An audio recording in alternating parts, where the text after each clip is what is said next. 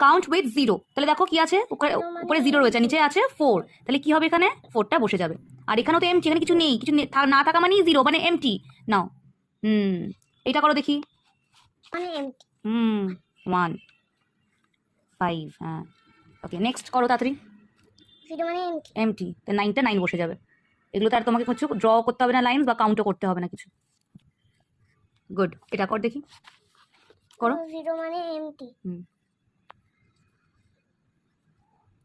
Okay next.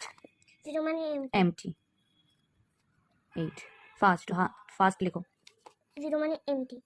খুব ভালো লেগেছে। এখানে, এখানে, হ্যাঁ এটা কি আছে দেখ, এখানে কি আছে দেখো, দেখো 24, আর নিচে কি আছে 0, তাহলে সেম ভাবেই হবে। 0 মানে হচ্ছে এমটি, তাহলে কি হবে 4 বসে যাবে, তাই তো? নাও লেখো। এখানে ফটো